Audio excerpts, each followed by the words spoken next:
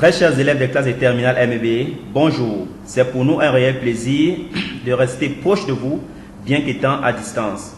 Vous savez, l'actualité oblige, c'est le Covid-19. Un seul conseil, portez votre masque et lavez-vous régulièrement les mains. Ainsi, nous vaincrons le coronavirus. Nous sommes ravis de même de savoir que vous profitez entièrement des programmes e-learning mis sur pied dans la région de la Damawa par la délégation régionale des enseignements secondaires. Pour ceux qui ne profitent pas encore comme il se devrait, ou ceux qui souhaitent revoir, réécouter ou mieux exploiter les leçons déjà dispensées, ils peuvent tout simplement se rapprocher de l'enseignant ou aller sur la plateforme WhatsApp des MEB.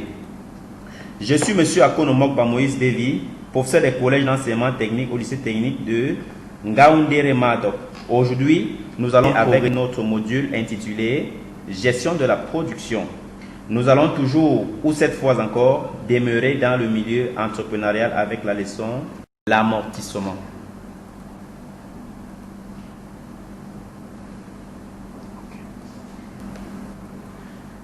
Situation problème. Je vais bloquer d'abord. On respire. Bon, on peut y aller. Situation problème. Votre oncle vient de s'acquérir une raboteuse à une somme de 4 millions de francs CFA. Et comment se calcule les valeurs au bout de combien de temps il pourra amortir. Déterminer la nuitée de l'amortissement linéaire.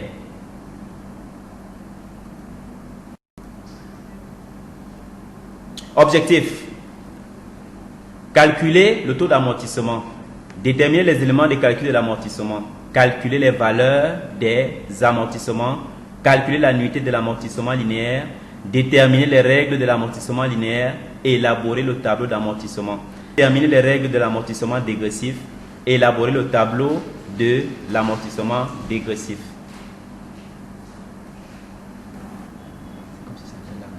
Prérequis. Les machines et outils. Les biens immobiliers. Les stocks. Évaluation des stocks. Introduction. De même que l'être humain, toute chose qui existe obéit à la loi de la nature, le vieillissement au fil du temps. Les machines-outils, le matériel de transport se déprécient régulièrement, soit du fait de leur propre fonctionnement qui entraîne une usure matérielle, soit du fait des progrès techniques qui aboutissent à une diminution des valeurs du matériel existant. Par contre, les terrains, les fonds de commerce ne se déprécient nécessairement pas avec le temps. L'amortissement apparaît donc comme une consommation partielle des biens immobilisés. Cette leçon nous permettra de mieux nous organiser à l'acquisition d'un équipement pour récupérer le capital investi avant que le bien ne se déprécie complètement. Définition. C'est quoi l'amortissement? L'amortissement est la constatation comptable de la perte de valeur subie par des immobilisations qui se déprécient nécessairement avec le temps. Alors, c'est quoi le but? Pourquoi amortir? But de l'amortissement. L'amortissement permet d'imputer à l'exercice une charge financière, puisque pour fonctionner ou produire, l'entreprise a dû consommer une partie des immobilisations. En plus, L'amortissement constate la perte de valeur de l'immobilisation et aboutit à la diminution de la valeur d'actif de ce bien. Cette constatation permet de créer une ressource permettant théoriquement de compenser cette dépréciation et remplacer ultérieurement le matériel devenu un produit. Durée de vie économique des immobilisations. À la fin, afin de calculer la dépréciation annuelle d'une immobilisation, il faut au préalable fixer sa durée de vie économique. En général, on les situe dans les limites suivantes. Immobilisation. On va repartir cela dans un tableau. Alors, la première colonne, on aura les immobilisations et la deuxième colonne, c'est-à-dire à droite, nous aurons la durée de vie admise. Par exemple, les bâtiments industriels de construction lourde. Alors, leur durée de vie seront comprises entre 20 et 25 ans. Les bâtiments industriels de construction légère de 5 à 8 ans. Et les locaux administratifs, 20 à 40 ans. Le matériel et outillage de 6 à 10 ans. Le mobilier de bureau, environ 10 ans. Le matériel roulant, voiture légère, poids lourd, 3 à 5 ans. Les frais immobilisés, 5 ans au maximum. Les différents procédés d'amortissement.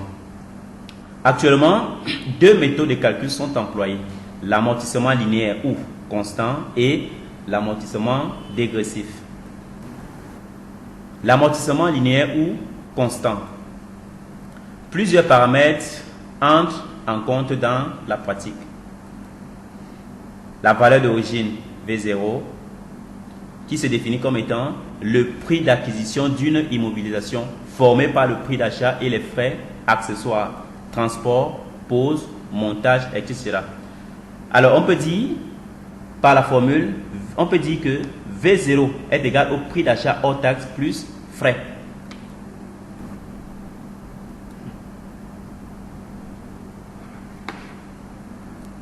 Ici, l'annuité d'amortissement grand A, l'annuité d'amortissement, elle correspond à la somme portée à l'amortissement chaque année par constatation de la perte de valeur.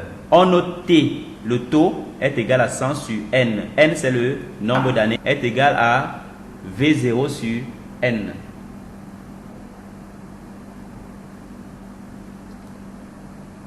La valeur comptable nette, VNC, c'est la différence entre la valeur d'origine, c'est-à-dire V0, et les annuités dégagées en début d'amortissement. Elle correspond à la valeur d'origine. Le plan d'amortissement, c'est un tableau qui étale la perte de valeur dans les temps en faisant apparaître l'annuité et les valeurs comptables nettes de l'immobilisation par période d'amortissement. Il faut remarquer que chaque année, le montant de l'annuité est constant.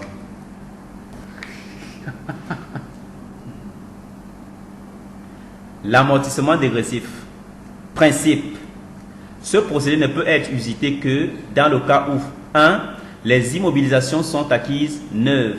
2. Les immobilisations ont une durée normale d'utilisation d'au moins 3 ans. Ou en 3.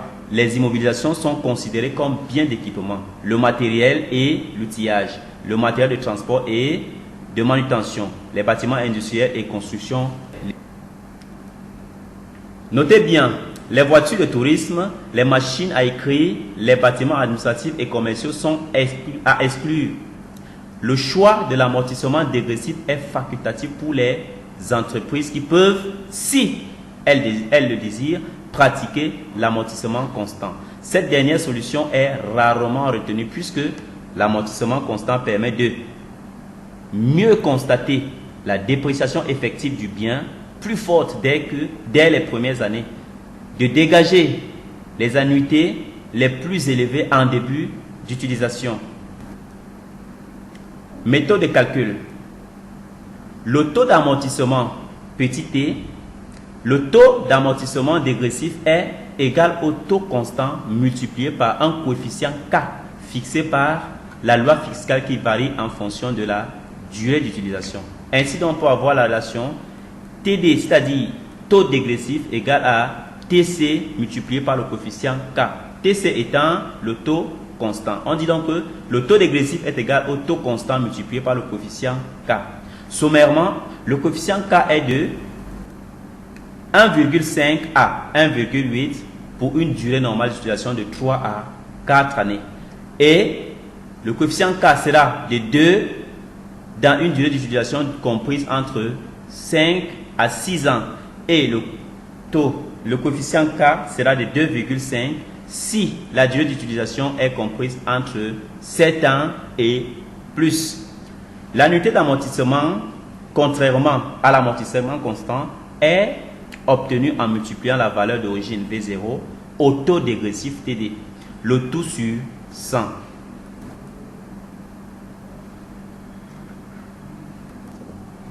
Notez bien, dans le principe d'amortissement dégressif, le taux utilisé est TD, c'est-à-dire taux dégressif, si TD est supérieur à TC, calculé en fonction du nombre d'années restant.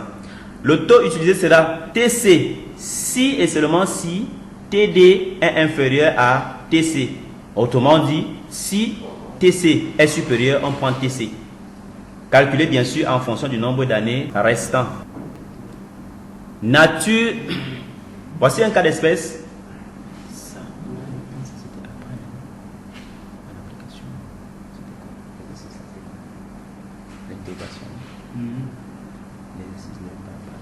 Mais c'est un exemple, ça c'est un exemple simple. Il faut le prendre comme exemple. Ok, d'accord. On va... Exemple. Votre oncle s'est acheté une machine à 4 millions.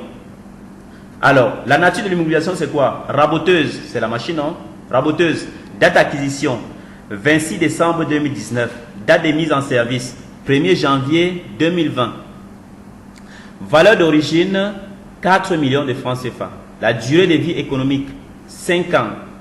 Taux d'amortissement constant, 20%. Taux d'amortissement dégressif, 40%. Peut-être que je donne le taux dégressif ou alors le taux constant sans que vous ne sachiez comment cela se fait. Mais comment vous ne savez pas? Puisqu'on a déjà donné les formules de calcul. On avait dit TC égale à quoi? TC égale à V0 sur N. C'est pas ça? Et on a dit que TD était égal à quoi? On a dit TD était égal à TC multiplié par le coefficient K. On a vu la durée de vie économique de l'immobilisation, c'était 5 ans. Alors là, on sait que nous sommes à K égale à 2,5 parce qu'on est à... Non, c'est pas 2,5, on va le prendre. C'est plutôt 2. Plus c'est de 5 à 6 ans.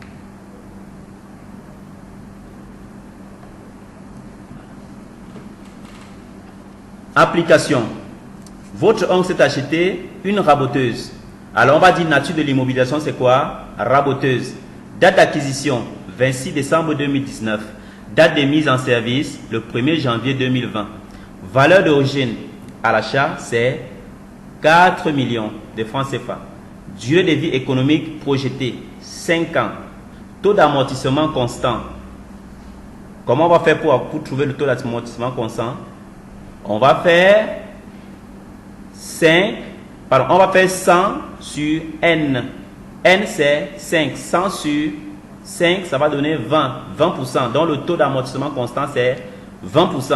Alors, essayons de chercher le taux d'amortissement dégressif. La formule disait quoi?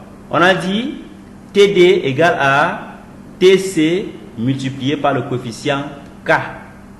Alors, quelle est la valeur de K dans cet intervalle puisqu'on a 5 ans?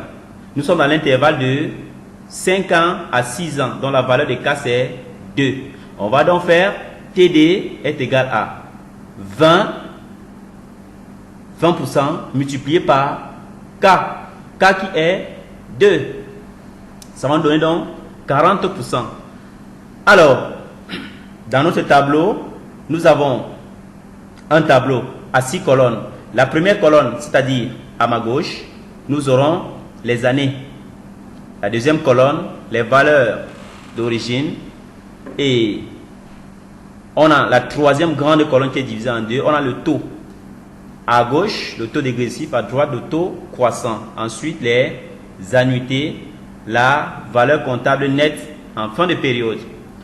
Alors, si on revenait dans les données, 2020, valeur d'origine, 4 millions.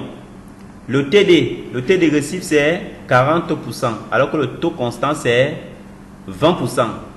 Nous nous souvenons, on avait dit que on utilise le taux le plus élevé. Ça veut dire quoi? Ça veut dire qu'on va appliquer 40% parce que 40% est supérieur à 20%. On va donc faire 40% de 4 millions pour trouver l'annuité. Ça donne combien? 1 600 000. Alors la valeur comptable nette en fin de période, c'est-à-dire la période 2020, nous serons à 2 400 000. Comment ça? Comment vous faites? Tout simplement la soustraction. Dans la valeur d'origine 4 millions, on enlève une annuité qui est 1 600 000. Alors la valeur nette à la période là c'est 2 400 000. Alors en 2021, la valeur d'origine a décru. Maintenant, la valeur de cette machine est déjà à 2 400 000. On applique encore le taux dégressif qui est toujours 40% supérieur au taux croissant. Ça donne 960 000 à l'annuité. Alors, en fin d'exercice, quelle sera notre valeur comptable nette? 1 440 000, n'est-ce pas? Nous allons en 2022. La valeur d'origine est maintenant à 1 440 000. Quel est le taux qu'on va appliquer? Nous avons le taux dégressif 40% et le taux croissant 33,33%. Nous allons appliquer quel taux? Bien sûr, nous allons appliquer le taux dégressif 40%. Alors quand on multiplie par 40 et on divise par 100, on aura l'annuité 576 000. Et la valeur comptable nette sera 864 000. On évolue maintenant en 2023. La valeur d'origine de la machine est maintenant à 864 000. Alors, au taux dégressif, nous avons 40% et au taux croissant, nous avons 50%. Alors, si on se souvient de notre règle qui disait que on va utiliser le taux supérieur. Alors là, on ne va plus travailler avec le taux dégressif. Nous allons travailler avec le taux constant, puisque le taux constant est élevé maintenant à 50%. Alors, on va faire 864 000 multiplié par 50 divisé par 100. On obtiendra à l'annuité 432 000. Et la valeur comptable en fin de période sera de 432 000. En 2024, notre valeur d'origine est maintenant 432 000. Alors, le taux dégressif est resté 40 000 et le taux constant, le taux dégressif est resté 40% et le taux constant 100%. Quel est le taux qu'on va choisir? C'est toujours le taux constant. Alors, multiplié par 100 divisé par 100, ça ne change pas. On aura l'annuité de 432 000 francs. Alors, nous remarquons la valeur nette, dans le cas où le matériel est mis en utilisation en cours d'année, la règle de prorata temporis, notre mois par mois, s'applique à la première année d'exercice. Alors, on calcule la fraction mensuelle de la première annuité multipliée par le nombre de mois couverts par le premier an pour obtenir les amortissements.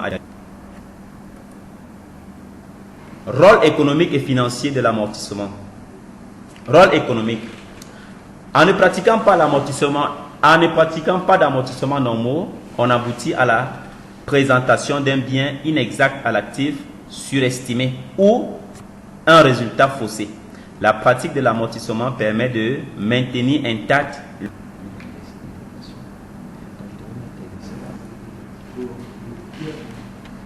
Parvenu au terme de notre leçon, et pour conclure, nous dirons que l'amortissement apparaît donc comme une consommation partielle des biens immobilisés, sachant que toute chose qui existe obéit à la loi de la nature qui est le vieillissement au fil du temps. Tout au cours de cette leçon, Nous avons étudié un cas d'amortissement dégressif et un cas d'amortissement constant. Comme exercice de consolidation,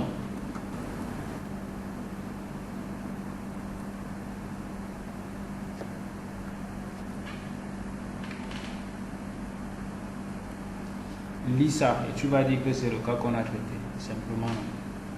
il s'agissait. Non, j'ai arrêté. Ah, ok. Parce que c'est pour faire la transition, là, c'est un peu compliqué. Un truc que j'ai à consommer.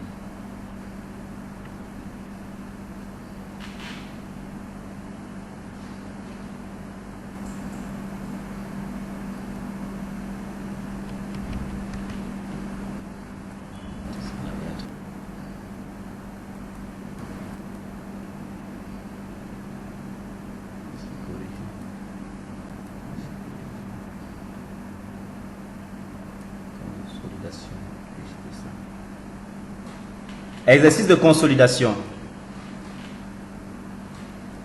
Pour besoin d'équipement, l'entreprise Morbus et Frères s'est acheté une machine combinée, 6 opérations au prix de 6 millions de francs CFA et a projeté l'utiliser pendant 10 ans. Cette machine est entrée dans le patrimoine de l'entreprise en date du 1er mars 2018. Question 1. Déterminer l'annuité d'amortissement à la première année d'exercice. 2. Déterminer le taux d'amortissement de cette immobilisation. 3. Dresser le tableau d'amortissement constant et celui dégressif.